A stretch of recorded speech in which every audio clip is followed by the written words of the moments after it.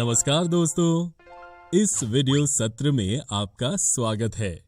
इस सत्र में हम जिस विषय को सीखने जा रहे हैं वह है संतृप्त और असंतृप्त कार्बन यौगिक, saturated and unsaturated carbon compounds.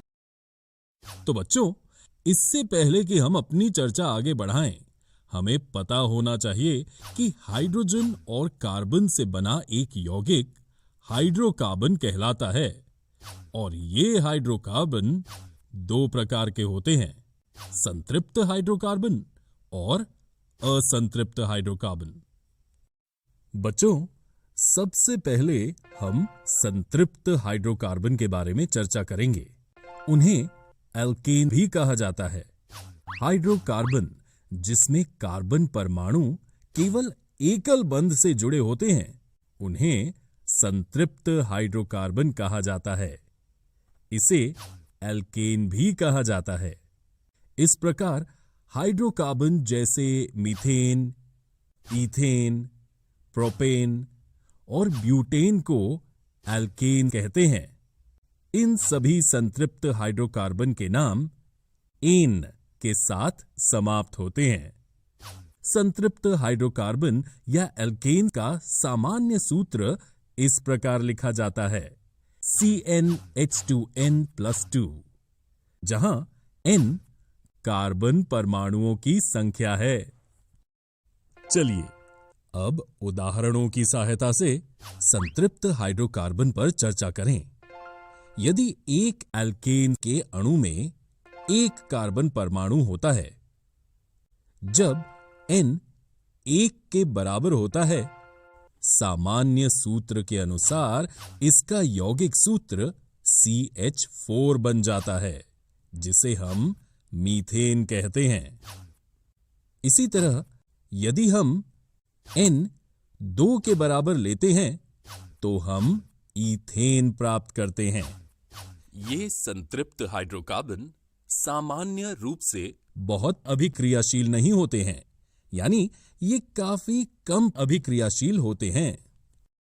एक हाइड्रोकार्बन जिसमें दो कार्बन परमाणु एक द्विआबंध या त्रिआबंध से जुड़े होते हैं, वो एक असंतृप्त हाइड्रोकार्बन कहलाता है। ईथेन और इथाइन दो महत्वपूर्ण हाइड्रोकार्बन हैं, क्योंकि ईथेन में द्विआबंध होता है और इथाइन में एक त्रिआबंध होता है।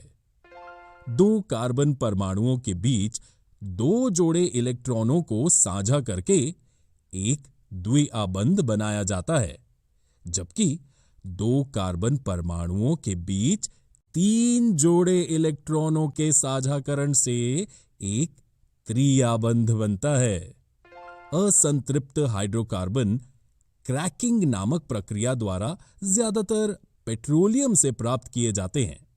असंतृप्त हाइड्रोकार्बन दो प्रकार के होते हैं। एक द्विआबंध हाइड्रोकार्बन को एल्कीन भी कहा जाता है। दो त्रिआबंध हाइड्रोकार्बन को एल्काइन भी कहा जाता है। अब हम प्रत्येक के बारे में विस्तार से चर्चा करेंगे। एक असंतृप्त हाइड्रोकार्बन जिसमें दो कार्बन परमाणु एक द्विआबंध से जुड़े होते हैं, वह एल्कीन कहलाता है।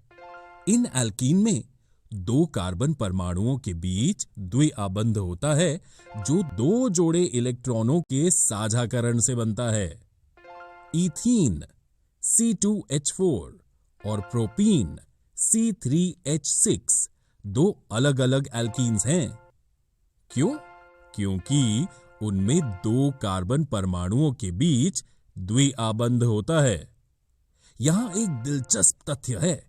बच्चों, क्या आप जानते हैं कि केवल एक कार्बन परमाणु होने पर कोई एल्कीन नहीं हो सकता है? एक एल्कीन का सामान्य सूत्र CnH2n है, जहां n उस अणु में कार्बन परमाणुओं की संख्या है। चलो एक उदाहरण लेते हैं।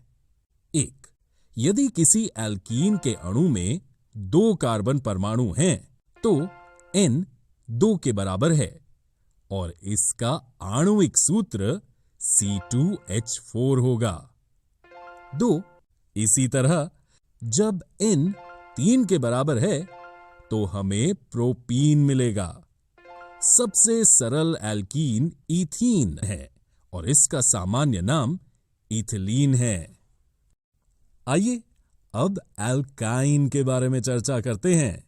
ये असंतृप्त हाइड्रोकार्बन है जिसमें 2 कार्बन परमाणु त्रिआबंध द्वारा जुड़े होते हैं। इस प्रकार एल्काइन में कार्बन परमाणुओं के बीच त्रिआबंध होता है जो 3 जोड़े इलेक्ट्रॉनों के साझाकरण से बनता है।